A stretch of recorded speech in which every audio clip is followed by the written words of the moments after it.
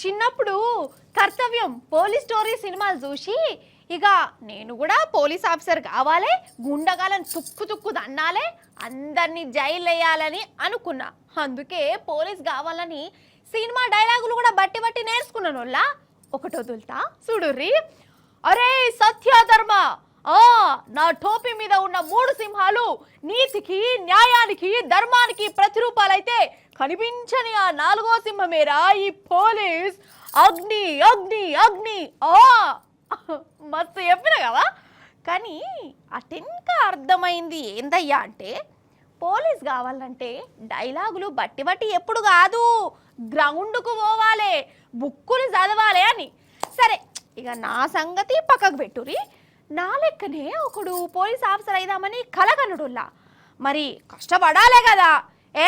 ఎవరో నన్ను police officer చేసుడేంది, నాకు నేనే పోలీస్ నైతా అని నాకు నేనే బట్టలు కుట్టుకుంటా, నాకు నేనే డ్యూటీ చేస్తా అనుకుంటా రంగంలోకి దిగిండు.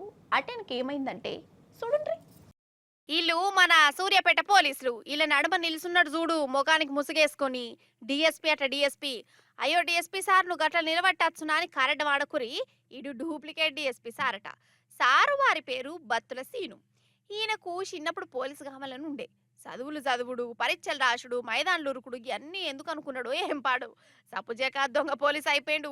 మంచిగా బట్టలు కట్టుకున్నాడు, లాటి కొనుక్కున్నాడు, జీబు వాకిటాకి గిట్ల ఒరిజినల్ పోలీస్ లెక్కనే తిరిగేదట. మరి జీతం ఎట్లా, పైసలు ఎట్లా? అయితే గిట్ల అందరినీ డిఎస్పీ అని నమ్మించి మీకు పోలీస్ కొలువులు ఇప్పిస్తా, కానిస్టేబుల్ అని చేత్తని మందిని మోసం చేశాట. పోలీస్ నౌకరు పేరుతోని లక్షలకు లక్షలు పైసలు గుంజిండు.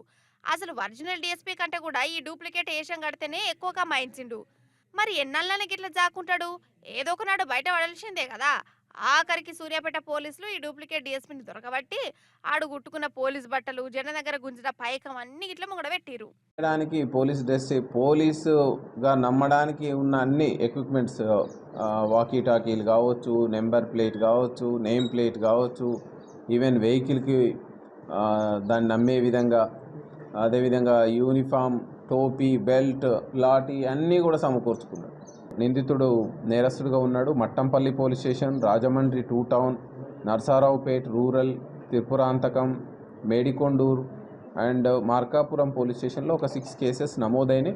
2022లో ఇతను బెయిల్ పైన బయటకు వచ్చినాడు. కాదుల్లా ఈడ ఈ డూప్లికేట్ గానే కాదు, ఈయన దగ్గర మోసపోయినది కూడా తప్పే. ఎవరు పడితే వాళ్ళు నేను డిఎస్పీని, నేను కలెక్టర్ను, నేను నౌకర్లు ఇప్పిస్తా అంటే నమ్ముడేనా? పైసలు చేతిలో పెట్టుడేనా? ఇప్పుడు చూడు ఏమైంది, నిండా మునిగిర్రా. గట్లుంటది మరి.